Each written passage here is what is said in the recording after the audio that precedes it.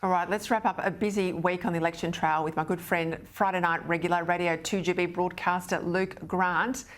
A week to go, Luke, as I said, but a quarter of Australians basically have already voted, me included. I'll declare that.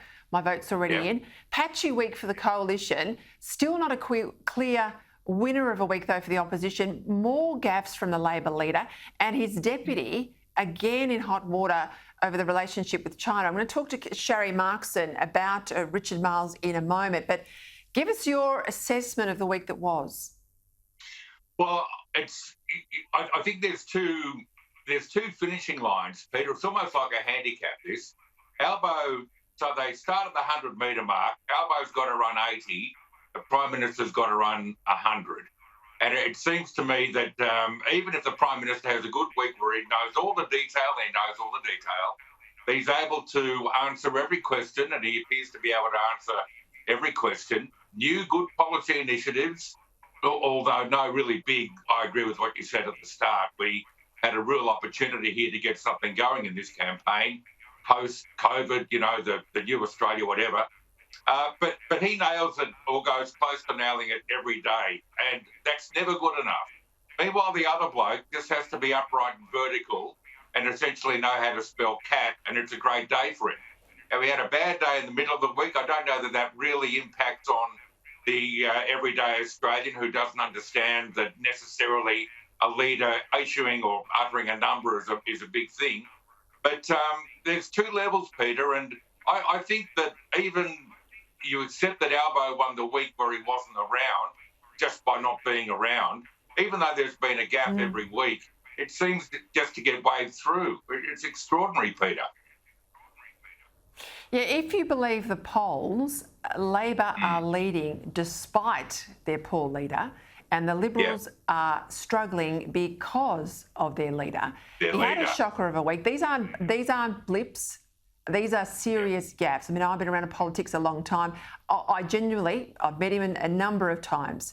I think he's a good bloke. He is not up to this job, right? He's not up to the job of being Prime Minister, and all the pressures and the detail and the tough decisions that go with it. But clearly, either voters don't care about his incompetence, or they haven't yet picked up the level of incompetence. They haven't picked up how serious these gaffes are.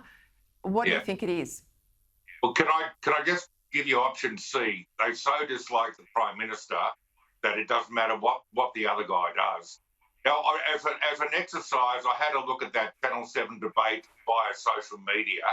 And look, I know you get party members who, occupy that space and just throw insult after insult. But boy, the Prime Minister copped plenty. And I'm kind of hoping that there is a quiet Australian, and that when we see the results in a week's time, we'll actually say, okay, so it looked like that. But again, people have made an intelligent judgment. I think the PM's toxic. I think this bloke's had to flood, drought, the pandemic, the war in Ukraine, China's belligerence, blah, blah, blah. It's been impossible. You'd never be Prime Minister for the 3 years, 19 to 20 to 2022, ever. Gee, we judge him hard. I think it's option C, Peter. I really do. I think widely there's a great dislike of the Prime Minister, and I think that's horribly unfair, quite frankly. All right, let's go to some of the seats in play. This isn't a seat in play, but it's a seat that I'm very interested in. This is the seat of Fowler. It's where Christina Keneally's been parachuted in, upset a lot of local Labor types who had wanted one of their own to run for that seat. It seems that lawyers for the independent candidate there, a woman called Di Lee, they have slapped Christina Keneally with a legal notice after she posted a Facebook ad claiming that Di Lee is a secret Liberal. Now, why am I surprised that Keneally hasn't done her homework here? Because Di Lee was in fact expelled by the Liberal Party 6 years ago. Her campaign's not being funded by the Liberal Party, it's being funded by a former Labor member, Frank Carbone, and she's preferencing the Liberals, number 4 out of 7 on the ticket for Fowler.